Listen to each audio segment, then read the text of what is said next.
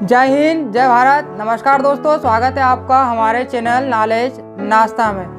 दोस्तों, दूर रहने वालों को भी ये संग कर देता है, जब पैसा बोलता है तो अच्छों की बोलती बंद कर देता है। दोस्तों, आपके जेब में जो नोट रखी है, क्या वो असली है, या आपने जो बैंक में अपना माल छुपा रखा है, क्या वो असली है?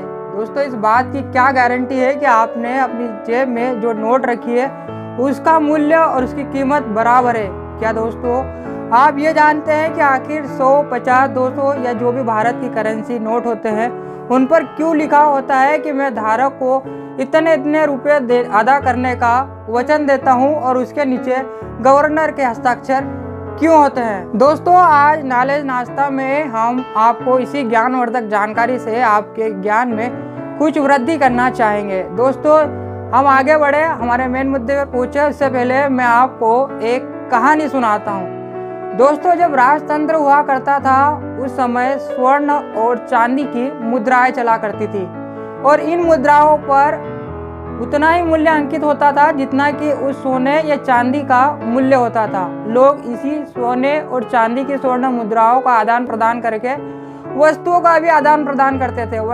कहने का मतलब है कि जो उस समय आदान प्रदान करने के लिए जैसे हम आज नोटों का इस्तेमाल करते हैं, उस समय सोने और चांदी की मुद्राओं का उपयोग किया जाता था। लेकिन सोने और चांदी की मुद्राओं का मूल्य उस पर अंकित मूल्य के बराबर हुआ करता था। लेकिन कोई भी व्यक्ति सोने का इतना रख रखाव अपने पास करना थोड़ा कठिन होता है, और यदि सोना है तो आप उसे अपने घर में भी रखेंगे तो थोड़ा सुरक्षित नहीं माना जा सकता है। कोई भी आपके घर में सेंध लगा सकता है। ऐसे में कोई व्यक्ति क्या करे? तब एक व्यक्ति अपना सोना ले जाकर एक सोनार के पास में जमा करवा देता है। बदले में वो सोनार उस व्यक्ति को एक रसीद दे देता है। अब जब भी यह व्यक्ति वो रसीद वापस सोनार को देगा तो सोनार उसको उसका सोना वापस दे देगा। अब व्यक्ति बाजार में जाता है और कोई भी वस्तु खरीदता है तो उसको वापस सोनार के पास जाना पड़ता है, और वो सोनार को रसीद बताकर अपना सोना लेता है। फिर बाजार जाता है और अब उस सोने से कोई वस्तु खरीद लेता है। हर बार उसे यही दिक्कत आने लगी। जब भी वो अपना सोना सोनार के पास रखता और बाजार में, जैसे मैंने बताया कि स्वर्ण मुद्राओं से आदान प्रदान होता है, तो उसे बार बार सोनार के पास जाना पड़ता है और सोनार से अपना सोना लाकर फिर बाजार में जाना पड़ता है और मार्केट से कोई चीज उसे खरीदना पड़ती है।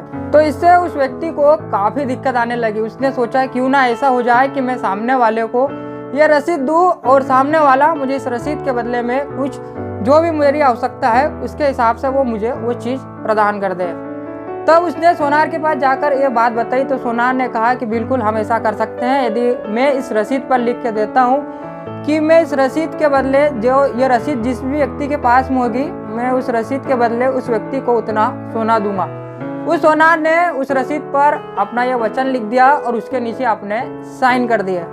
अब वो व्यक्ति जब भी मार्केट में जाता है तो उसे मार्केट में जाने पर उस रसीद से ही सामान मिल जाता था। उस रसीद से सोनार के पास वापस जाना और वहां से सोना लाकर फिर सामान खरीदना, इतना जो झंझट होता था वो इसका खत्म हो गया।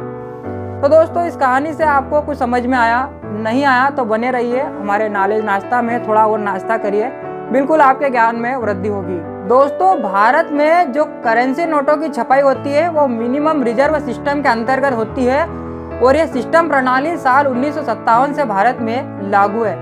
इसके अनुसार दोस्तों, आरबीआई यानी बैंकों का बैंक हम जिसे कहते हैं, उसके पास हर समय हर स्थिति में 200 करोड़ रुपए की संपत्ति होना चाहिए। इस 200 करोड़ रुपए में से 115 करोड़ रुपए का उसके पास गोल्ड यानी सोना होना चाहिए, और बाकी के 85 करोड़ के रूप में उसके पास विदेशी मुद्रा होना चाहिए। हालांकि आरबीआई देश की अर्थव्यवस्था को देखते हुए इसमें प्रगति करने के हिसाब से भी नोटों की छपाई करता है, लेकिन इसके लिए उसको भारत सरकार से अनुमति लेनी पड़ती है।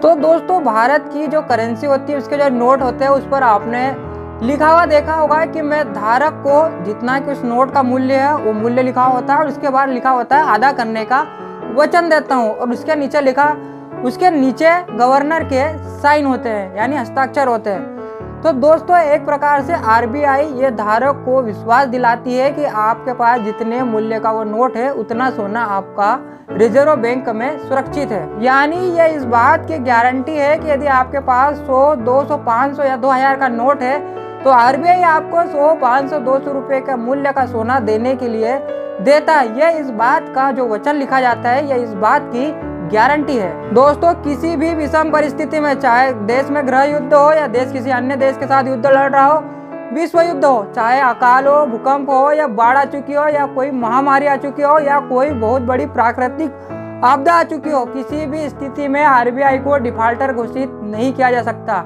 यह वचन यदि इस नोट पर लिखा हुआ है तो आरबीआई आपको उतना पैसा देने के लिए वचनबद्ध है। मतलब दोस्तों साफ है कि जिस भी व्यक्ति के पास ये शपथ वाला नोट है, आरबीआई उस व्यक्ति को उतना भुगतान करने के लिए उत्तरदायित्व है। यदि कोई भी व्यक्ति इस नोट को लेने से मना करता है तो सीधे तौर पर वो आरबीआई के आदेश का उल्लंघन कर रहा है, यानी कि वो सरकार के प्रतिनिधि का उल्लंघन कर रहा है, यानी कि वो कानून का उल्लंघन कर रहा है। दोस्तों जो आपके पास नोट है वो असल में करेंसी नहीं है, बल्कि आरबीआई की ओर से 1 रुपया देने का वचन है। इनकी कीमत करेंसी के बराबर ही मानी जाती है क्योंकि यह भारत सरकार द्वारा गारंटी दी गई होती है। इसलिए दोस्तों कोई भी आरबीआई के गवर्नर के हस्ताक्षर और वचन वाले इस नोट को स्वीकार करने से मना नहीं कर सकता। यदि वो ऐसा करता है तो उस पर कानूनी कार्रवाई की जा सकती है। साल 1935 से पहले नोटों की छपाई की जिम्मेदारी भारत सरकार की हुआ करती थी, लेकिन 1 अप्रैल साल 1935 को हिल्टन यंग कमीशन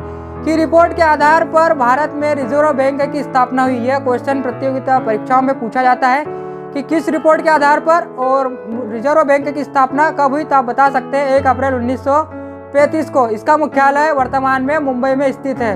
आरबीआई भारतीय रिजर्व बैंक अधिनियम 1934 के तहत करेंसी मैनेजमेंट का कार्य करता है और सबसे महत्वपूर्ण बात यह है कि आरबीआई को भारतीय रिजर्व बैंक अधिनियम की धारा 22 भारत में नोट जारी करने का अधिकार देती है, जो कि दोस्तों मिनिमम रिजर्व सिस्टम के तहत होती है। दोस्तों भारतीय मुद्रा के लिए इस कोड का प्रयोग किया जाता है जब भी आपके अकाउंट में सैलरी क्रेडिट होती है, तो आपने देखा होगा कि आप मैसेज आता है INR, उसके बाद रुपए लिखे होते हैं और इतने रुपए आपके अकाउंट में क्रेडिट किए गए, और यह भारतीय मुद्रा का सिंबल है जिसे कि साल 2010 में उदय कुमार धर्मलिंगम ने प्रस्तुत किया था। दोस्तों समय बदल रहा है और आज के समय में डिजिटल पेमेंट का ज़्यादा इस्तेमाल होता है, लेकिन फिर भी अधिकांश लोग आज भी करेंसी का ही इस्तेमाल करते हैं। दोस्तों अब वफा की उम्मीद करें भी किससे, भला मिट्टी के लोग कागजों में बिक जाते हैं। आशा है दोस्तों वीडियो पसंद आया होगा। अब हमारे साथ जुड़ना चाहते हैं चैनल को सब्सक्राइब कर सकते हैं। मिलते हैं किसी अगली वीडियो में कुछ मज़ेदार, कुछ मसालेदार जानकारी, कहानी या फिर किसी